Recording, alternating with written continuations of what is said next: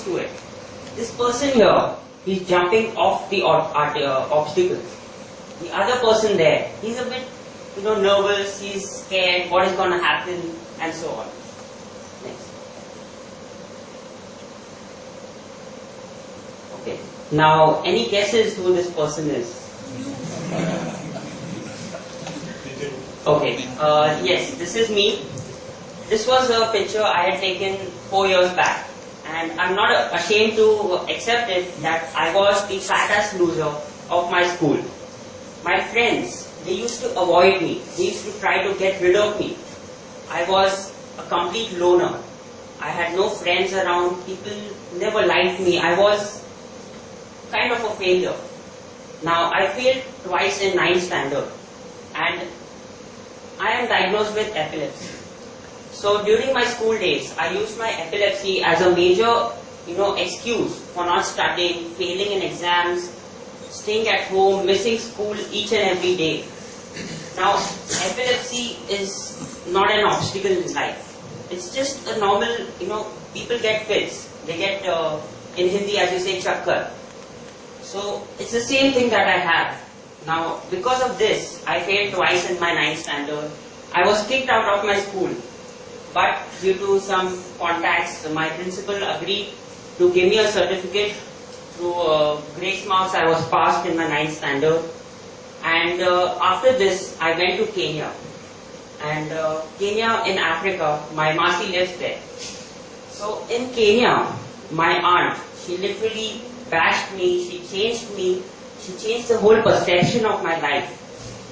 Over there, there were certain things I learned. I started reading books, and a certain book called 7 Habits of Effective Teenagers. I think you have read it? I read 7 Habits of Highly Effective People. So the same thing, but the book was 7 Habits of Highly Effective Teenagers. Now that book changed the complete perception of life. Now, as you can see, I think it just looks like, some pictures on the board. But this is my mission statement. I made this when I was in Kenya. I put in everything I wanted to achieve in the future, what I wanted to do, what I wanted with life. Success, truth, love, marriage, go by your own rules. Then as you can see, be spirited, be your own life coach, and so on. Now, I made this, and it's still there on my bedroom door. I don't feel ashamed to show it to people. Every time somebody comes in my room, they see this mission statement on my door, and they think, what is this guy doing? What is this? They find it kiddish. But according to me, I have put what I want from life on this mission statement. Now, this is one of my favorite pictures, and it's from the same book, 7 Habits of Highly Effective Teenagers. Now, as you can see, there are 3 situations in life. There's win-lose, lose-win, and win-win.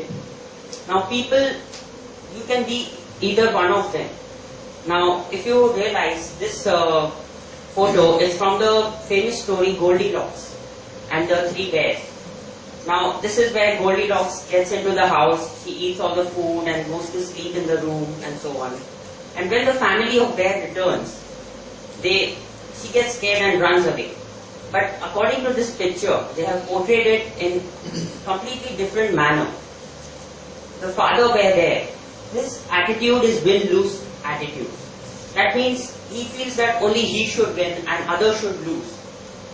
So as you can see, he's very angry, he's showing his attitude, he's showing anger towards Goldilocks.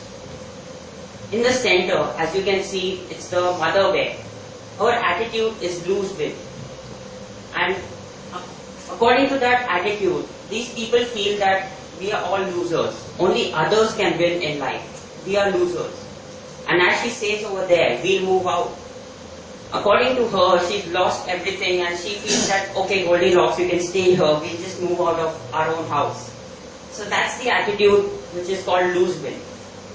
And finally, as you see, the child. his attitude is win-win situation. He says that it's okay, you can help me clean my room, so I can forgive you. Now this attitude is one of the very important attitudes a person should keep. Win-win is where you feel that even you will win and even others should win. So according to this, the child, he's, I think, the smartest of the three, and he has kept the right attitude towards life. He feels that yes, if I can win, even others can win. So I just want to continue with a few quotes from obstacles. Now, the first quote is by Robert F. Kennedy.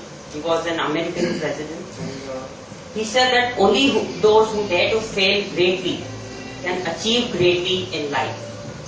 Now, this saying is that if you don't learn to fall, you don't learn to get up.